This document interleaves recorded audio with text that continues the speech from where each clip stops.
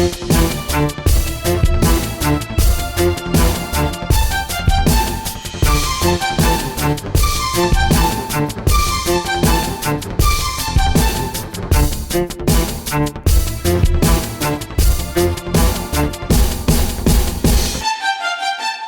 got a car buying question right now. All right, Adam, you have a question from Ty. Sent you an email.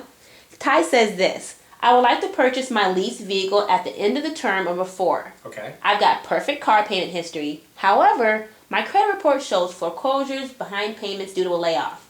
My score is at 589 and maxed out all credit cards. Considering Chapter 7, but needing to purchase a car by or before November 10th. Please advise. Okay, so if you're telling me that he had a foreclosure, but he thinks that the perfect car history somehow doesn't affect this problem. He also has maxed out credit cards. He also has late payments. He also is thinking of a Chapter 7.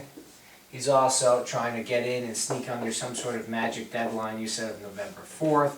Which, here's the first thing I just want to warn you, Ty, if you're thinking of going bankrupt, remember there's a look-back provision in bankruptcy. Speak to your bankruptcy attorney before you think you're going to somehow do some sort of purchase that may or may not be exempt from whatever plan that you're looking to do. That's the first comment. The second comment is, if you have a lease vehicle and you are deciding whether or not to purchase that vehicle, you're purchasing a used car. The lease is just a car. They say, okay, the question is, what can you buy it for? That's a different issue, but you have to now get financing with your foreclosure, with your maxed out credit cards, with your late payments, with your impending Chapter 7. So you have to anticipate that you're going to have the same issues with this off-lease vehicle, either before the term runs out or at term, that you would if you walked into a dealership and said, hey, I want to buy that used car. What are your options? You can call a credit union. You can go to your local bank. You can go and try to get dealer-assisted financing. Those are your three options. Remember, here's what it takes when you're trying to get approved and you have challenged credit. You've got to have stable job history. You've got to have stable residency. You're going to need a down payment of some sort. You're not going to be able to do it typically without, because a lot of those finance companies that lend to people who have credit issues are going to be charging an additional acquisition or bank fee associated with the loan. So that's something that you should look out for.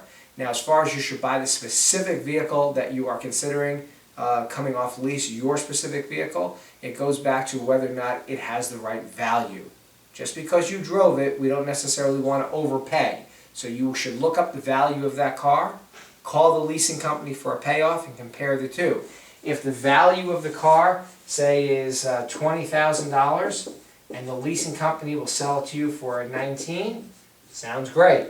If the leasing company wants $22,000 and it's valued at $20,000, take a pass. You want to only pay what it's worth or less, because you don't want to overpay even if you have challenged credit. Don't forget, you're going to be paying a higher interest to begin with. Hey, I'm Adam Goldfein. If you've got a car buying question and you want to see me answer your question, all you got to do is reach out to me at adamgoldfein.com, on Twitter or Facebook, and we'll send you back the answer.